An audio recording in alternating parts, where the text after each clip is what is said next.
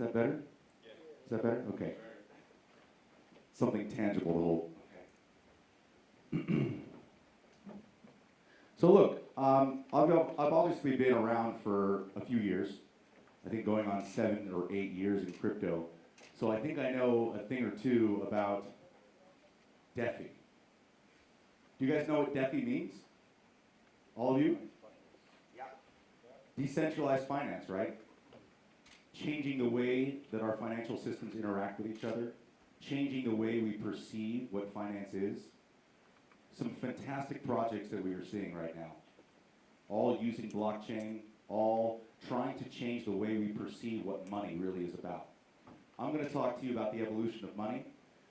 Just to give you a little background on myself, I've been in financial services and payments for, well, over a decade now, and it's been a long road of painful moments, and I'll discuss that, obviously. What a lot of people don't understand is that money is a very delicate topic, right? I love money myself. You know, I'm sure every one of you loves money, right? But at the end of the day, what is money?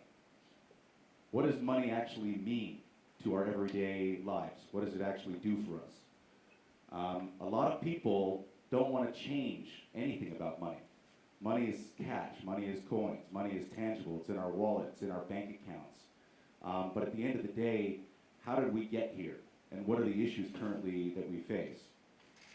Money is, like I say to a lot of people that I speak to, money is a 2,000-year-old problem, right? And here we are trying to basically turn that problem upside down and solve it with blockchain. Will it actually solve every issue with money? I don't know. I don't know yet, to be honest with you. But is it something that's going in the right direction of where we need to be? Absolutely. You know, obviously, money for us has been something of a sore topic. And over the years, we've tried to almost shoehorn solutions in order to actually fit the needs of a growing population and an ecosystem. So, the evolution of money. Let's begin. Fast forward here. As we know, money is a 2,000-year-old problem, like I said.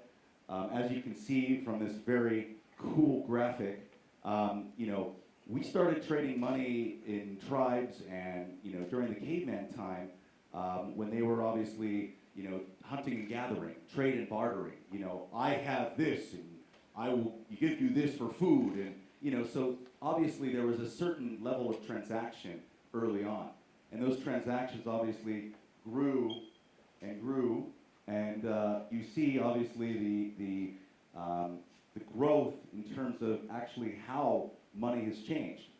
And to be honest with you, it's still very, very difficult in terms of transacting. You know, it hasn't really gotten any better.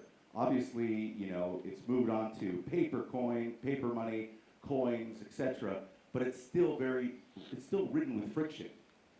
You know, from 2,000 years and moving forward, what we've done is we've basically just layered and layered and layered and layered a lot of different things in order to kind of put all these solutions in one thing.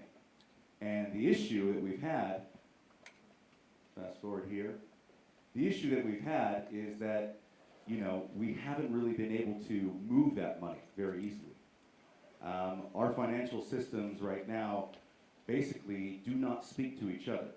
So if I'm over here in one country and you're over here in another country, I can't easily transact with you unless I actually have somebody in the middle, you know, controlling that transaction. And to be honest with you, the great thing about what we're doing with blockchain and DeFi is the fact that we now have solved counterparty interaction using technology. And that is the real innovation, in my opinion, about blockchain, is the ability to solve counterparty interactions, because we haven't had that ability before. Money has always needed that central authority or the ability to, you know, be controlled by governments or be controlled by companies in order for people to actually benefit from it. You know, it's a very, very, very interesting system, and the more I think about it, or the more I'm actually involved in it, the more headaches it actually causes. let's go back here. So we obviously came to this point in 2009 with cryptocurrencies. Obviously, the idea spawned much longer, well, years and years before that. And the whole notion of paper money and coins, you know, really gave birth to the idea of, well, what if you can digitize? What if you can move the money? And obviously that gave birth to e-wallets and digital money. And you know, people, the interesting thing is that it took so long for us to actually accept e-money. And obviously e-money is just a solution, another layer on that system, right? Still using the same antiquated infrastructure that we know. And e-money for us took about, well, 15, 20 years to obviously get comfortable with, you know. The reason I love cash, to be honest with you, the reason I love money is the fact that it's tangible. I have my cards, I have my cash, it's easy for me to transact and use. But at the same time, there are people in other nations, in other worlds, in emerging markets that don't have this access. They don't have the ability to just, you know, go to an ATM and pull out money. They don't have any financial infrastructure whatsoever. And the great thing that we have now with blockchain is that just removes all those issues. It gives people the ability to actually now be onboarded into a financial infrastructure for the first time, without actually relying on big corporates or governments or banks to actually provide it for them. So, fiat currency. As we discussed, the currency in your wallet is known as fiat. You probably have heard this term many times before. Fiat currency does have no intrinsic value. Governments control the currency's value directly and indirectly, as we discussed. And the value of fiat currency is entirely based on perception because banks agree to accept it, right? Other people accept it as a payment, therefore they give it value. And at the end of the day, we don't even understand what that value is. So, the birth of Bitcoin. This just took money and turned it upside down on its head. Digital, decentralized, giving the user more control. Now I have the ability to send a payment directly to somebody else without anybody being involved in that transaction for the first time in history. Is crypto the final frontier? I don't know. I mean, at the end of the day, I think that there's going to be a lot of innovative technology that comes as a result. I think we're at a very early stage. As I said before, money is a very sensitive topic, and you know, the consumer mindset, the everyday user, not the people obviously that have been attending all these crypto conferences, but the moms, the grandmas, the babushkas, you know, all the people, the everyday people that we see on the streets. Money is much more important to them than it is for us. And to change their understanding or appreciation about money is very, very difficult process. So how do we go about doing that? Well, we're right now at the very beginning of well, I'd say the birth of finance, of decentralized finance. And we have a long road to go. There's a lot of solutions that we need to still build. There's a lot of things that still need to be done. And we're just scratching the surface. So a lot of what you see now is a lot of great projects and innovations and thought leaders really pushing a lot of these great things into the ecosystem and community, but it's still very early. We're not seeing the effect of it yet. But I think it'll come very soon, obviously. Well, very soon meaning probably, you know, 5, 10 years to really, really take effect. And right now, you know, if you asked me 7 years ago if we'd be here at this stage, I would have laughed. And I would have said, no way. At that time, I was just finding crypto myself, and you know, people were laughing at me, saying, "Oh, what are you doing in this industry?" But to be here right now, speaking about decentralized finance, looking at all these phenomenal projects, and really trying to change people's understanding and appreciation about money, has been a fantastic thing to be a part of. So, you know, I want to just thank you all for being here, and you know, please just. Education is really key right now. we still need to keep pushing these notions and concepts and projects because we're just at the beginning. Great, thank you.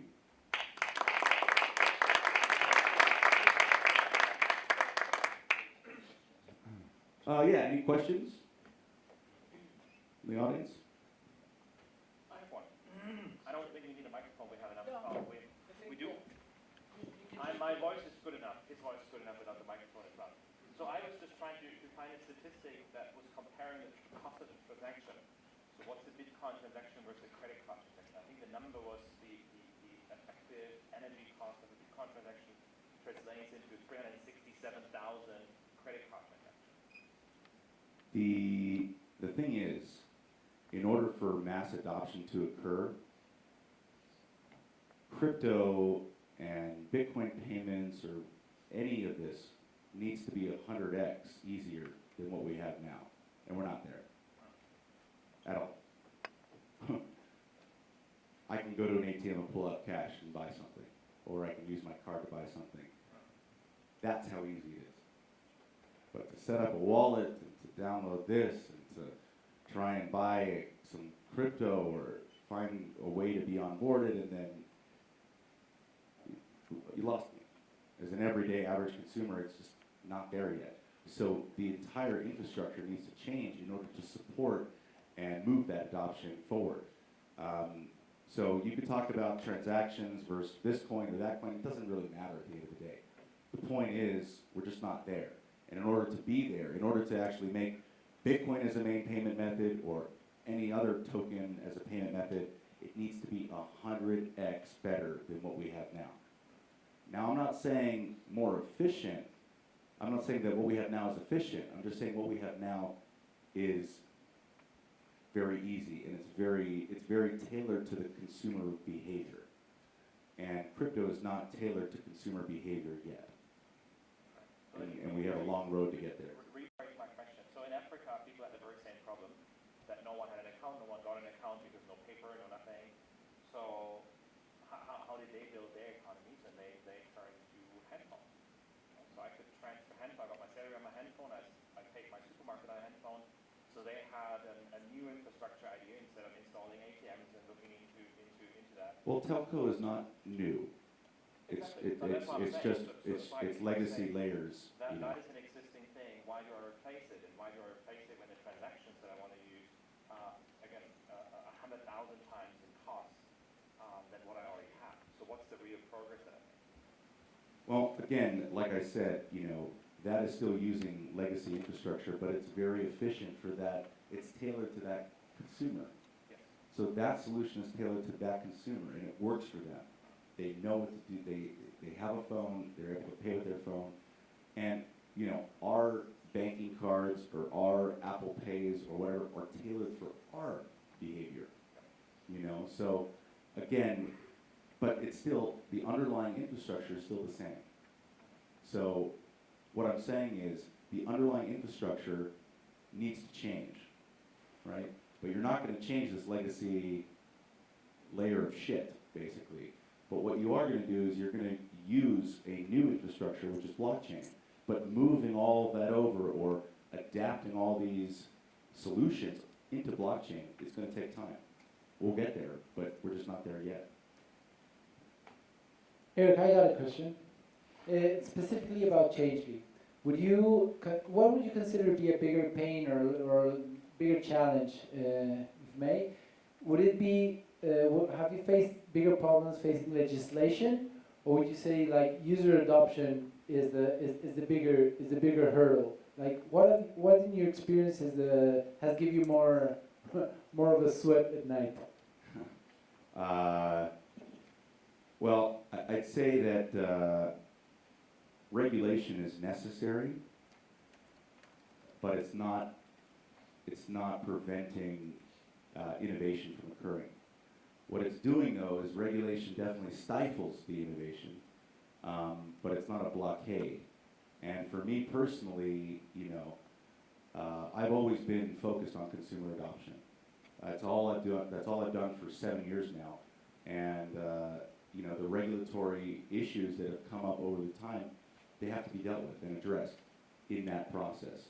So it's kind of like a, you know, it's not a perfect marriage, right? But you have to find a way to live with each other.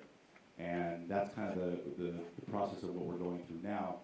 And to be honest with you, regulation is, regulation, and these rules, KYC, AML, all these things were built and designed and implemented in the 60s. I mean, we're still using KYC procedures, know your customer procedures that were basically created in the 60s before the internet, before all these digital solutions. And to be honest with you, Bitcoin itself, the intrinsic value proposition is, I mean, it's been designed to circumvent those regulatory parameters. So the more regulatory stuff that you try and put on it, you know, the more people try and avoid it. However, what we need to do in order to actually marry regulation with innovation is to actually create and provide new innovative infrastructure and rails and processes for those procedures to take place that apply specifically to decentralized finance. And you see a lot of these companies in the, you know, regulation space, in the compliance space, that are using blockchain. Blockchain is a phenomenal tool. I mean, you know, from a regulator perspective, you have everything you need. You have real-time auditability. You have the ability to basically track a payment now from start to finish. You know, no regulator has ever had that ability before. Imagine if every single regulator in each jurisdiction was running a node. You know, they then have the control over that network, and they can have full visibility and auditability. And to be honest with you, if we had that, and if the banks were using that, then there would be absolutely no need for AML. And, you know, we'd save a hell of a lot of money. Well, not me, but they. Cool. All right. Thank you very much. Appreciate it.